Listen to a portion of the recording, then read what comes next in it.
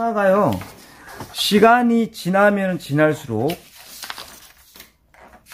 그 가지 끝이 어떻게 되냐면 한번 보여드릴게요.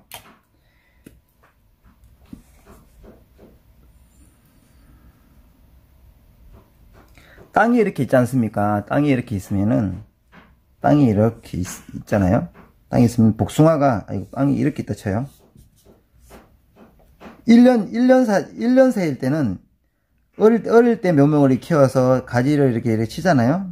가지를 두 가지 내지는 세 가지를 이렇게 키울 텐데요. 이렇게 자라요. 왜냐면은, 물론 이렇게 가지를 이렇게 뼈마디로 이렇게 짝대기 두 개로 이렇게 유인을 하겠죠. 이렇게 유인하면 이 나무가 요거를 타고 이렇게 가요.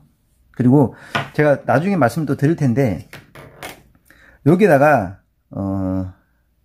뭐라 그러죠? 대나무대라든지, 유도하는 나무를 이렇게, 대나무라도 이렇게 대놓으세요.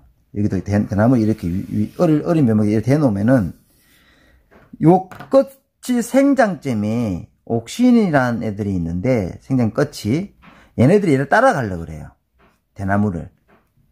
막 추격하려고 그래요. 그래서 얘네들이 빨리 얘네를 추격하려고, 왜냐면 서로가 경쟁하려는 그런 성질이 있거든요. 옥신의 성질이. 그래서 요 끝을 보고, 대나무 끝을 보고 막 따라가려는 그런 게 있어요. 그래서 곱게 따라가서 빨리 자랄 거예요. 그래서 대나무를 가지 형태라든지, 어떤 나무 형태로 잡아달라는 얘기예요. 그러면 얘가 1년에 이런 어릴 묘목을 이렇게 키우면 되는데, 문제는, 이게 3년, 4년 하다가 5년, 6년 되면 이제 가지가 이제 우산 지주대라든지 당길 거예요. 이제 우산 지주대로 이렇게 가지를 우산 지주대로 이렇게 잡을 거예요. 이렇게. 우산 지주대로 이렇게 잡을 거예요. 가지를 처지지 말라고. 근데 이 가지가 어떠냐면은, 이 가지가, 복숭아 가지가, 잘 보세요. 복숭아 가지가 이렇게 크다가, 몇 년 상간에 또 이렇게 커지다가, 복숭아 끝이 어떻게 되냐면은, 되게 굵어져요. 얘네가 굵어졌다가 이렇게 갔다가 얘네 가지가 자꾸 이렇게 처져요.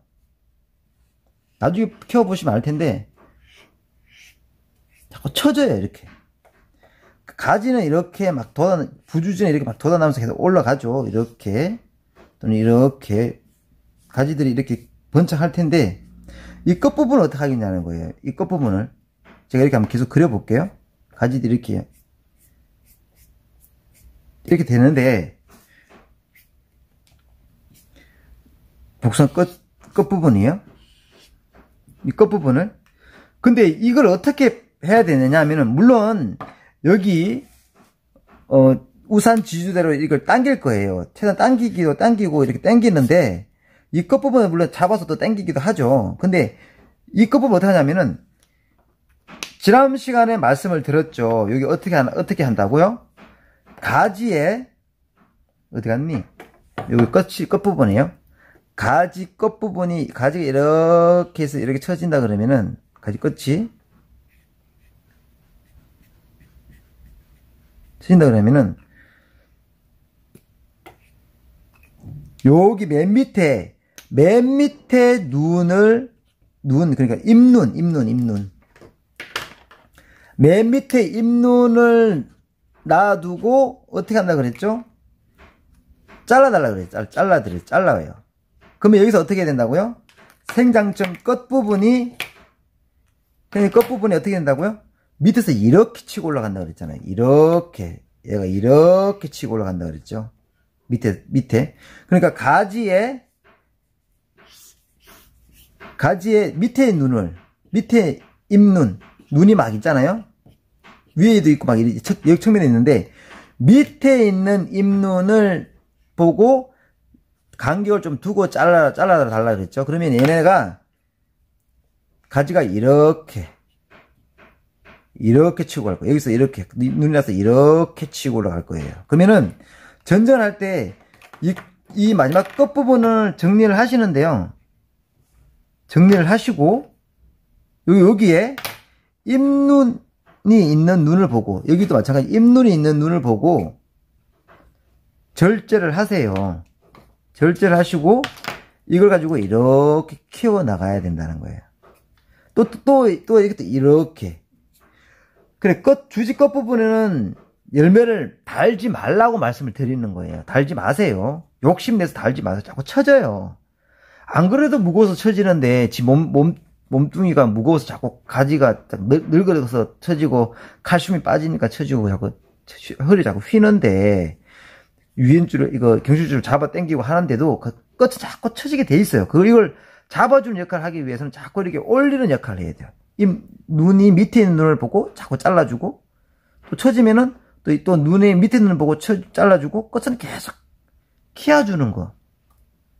그게 전정의 가장 중요한 끝부분 끝부분을 어떻게 할 것이냐에 대한 얘기를 말씀을 드리는 겁니다. 오늘 교육이 너무 되게 길게 했죠? 예, 정리를 할게요. 정리를 하겠습니다.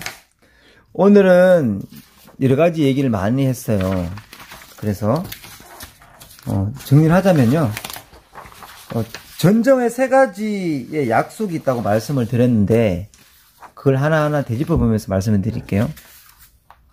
전정은, 아까도 아까 말씀드린 주지껏은 어떻게 할 것이냐에 대한 얘기를 했을 때, 주지껏은 항상 열매를 매달지 말고, 자꾸 위로 올리고, 잎눈이 밑에를 놔두고 전정을 하는데, 그 전정 형태가 여기 보시면은 나와 있죠?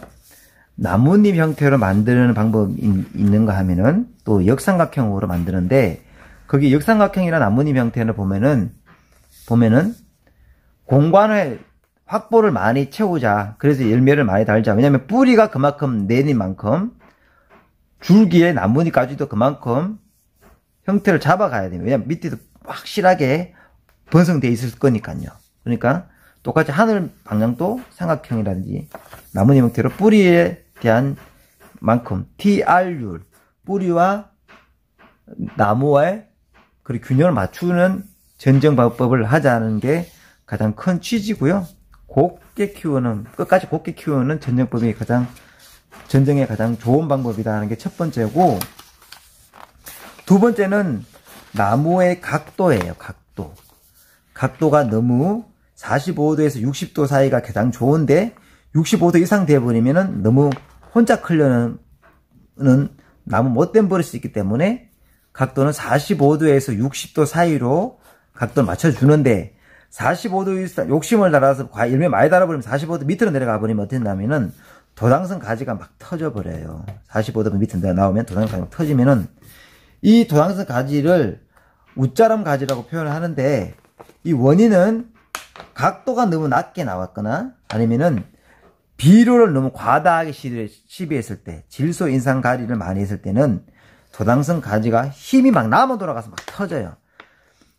이 웃자람 가지에 대한 얘기도 나중에 또 할 텐데요. 그냥 버릴 것인가, 다 잘라버리라고 했는데 아닙니다. 웃자람 가지는 쓰일 때 많습니다.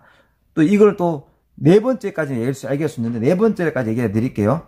첫 번째는 이 가지 척지가 없는 가지를 당겨서 유인을 하는데요. 유인을 하는 시기도 중요합니다. 나무 가지가 부드러울 때 유인하면 좋아요. 근데 부드러울 때 좋은데 또 놔두면 다시 또 돌아가요. 그럼 유인 잘 안 되겠죠? 근데 겨울은 어떻게 돼요? 겨울에는 유인이 잘 안 돼요. 가지가 째지고 터져요.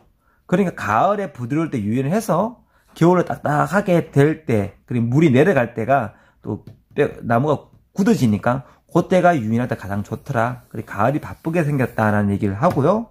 두 번째는 결과지로 유도하라는 얘기예요. 팔매트 형식이라든지 그럼 보면은 여기 도당성 가지에 가지가 있으면 다행이고, 없으면은 잎눈만 하나 놔두고 2개를 놔두거나 하나 놔두면 잘라버리면은 잎눈에서 분명히 가지가 돋아납니다. 이 돋아나는 가지를 가지고 결과지를 만들 거예요. 살짝 비틀거나 꼬집거나 해서 결과지를 나와서 열매를 달아서 도당성 가지에서는 열매 또 대가 실한 가지가 나오니까 결과 유도하는 방법이 있고, 세 번째로는 나무 가지가 생명에 오래오래 키우기 위해서는 일소 피해를 받지 않기 위해서, 태양의 직사광선에 받지 않기 위해서 이 가지 위에 잎눈에서 가지에서 그늘을 마련해 줘야 돼요. 안 그러면은 이 가지가 가뭄에 들어 다 터져버린다고 말씀드렸죠. 윗등 때는 다 싹 타버려요. 한여름에는. 나무가 오래 못 삽니다. 그래서 항상 등대 외에는 겨울가지가 아니더라도 그늘을 마련할 수 있는 길을 지어야 된다. 특히나 복숭아나 자두 같은 경우에는. 그래서 다 바짝바짝 자르지 말라라는 말씀을 드리고요. 네 번째 내가 말씀드릴게요.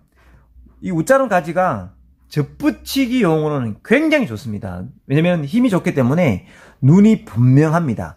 젖붙이기 할 때 가장 큰 요인, 그러니까 젖붙이기가 되고 안 되고 가장 큰 요인이 뭐냐면요. 접수가 분명한 것이어야 돼요. 잎눈이 분명하고 꽃눈 필요 없습니다. 젖붙이기 할 때는. 잎눈이 분명해야 돼요. 그리고 접수가 흔들리지 않아야지 젖붙이기가 굉장히 잘 됩니다. 젖붙이기도 제가 다음 시간에 실습으로 잘 가르쳐 드릴게요. 또 영상 올린 것도 있습니다. 그렇고요. 그 세 번째로는 대과를 만들려 그러면은 어떻게 해야 된다고요? 전정을 잘해야 되는데 단초 전정에서 대과가 많이 나오더라. 단가지, 짧은 가지에서 대과가 많이 나오더라. 대과. 그래서 이걸 하는 방법이 너무 강전정을 해버리면은 도당성 가지라든지 엄한데 힘을 빼기 때문에 강전정을 많이 지양하시고 약한 전정을 하시는데 약한 전정 하더라도 짧은 당기는 단초 전정을 해주십시오. 매우 어려울 수도 있어요. 멀리 가는 거는 미리미리 전정을 해주시면 좋은데 단전정 하다 보면 강전정이 될 수 있습니다. 그렇지만 최대한 약전정으로 하되 단전정은 좀 당기는 전정을, 왜냐면 이걸 한번 하게 되면 다음 전정할 때는 단전정이 쉽습니다. 근데 당장 단전정 하려고 그러면은 약전정보다 강전정을 하게 되는데, 그래서 한 해 점점점 그 시행착오를 줄여가는 방법을 서로 채택을 해야 됩니다. 네, 오늘은 이렇게 전정을 할 때 꼭 지켜야 될 세 가지를 말씀을 드렸습니다. 여러 가지가 많이 담았고요. 다음 시간에는 복숭아를 실습을 하고 또 복숭아 품목별로 또 방법을 말씀드리고요. 또 살구나무, 그런 매실나무 전정하는 법도 또 계속 순차적으로 올리도록 하겠습니다. 이론과 실습을 병행할진데 많은 참여와 응원 부탁드리겠습니다. 제가 말씀드리는 내용이 만족스럽지 못한다 그러면 싫어요 눌러주셔도 되고요. 또 제 강의가 좋다 그러시면 좋아요 꼭 눌러주시고 또 적절하게 또 구독 많이 해주십시오. 항상 건강하시고요. 항상 농부 놀이터는 우리 농부님들과 건설과 미래를 위해서 열심히 공부하고 노력하겠습니다. 감사합니다.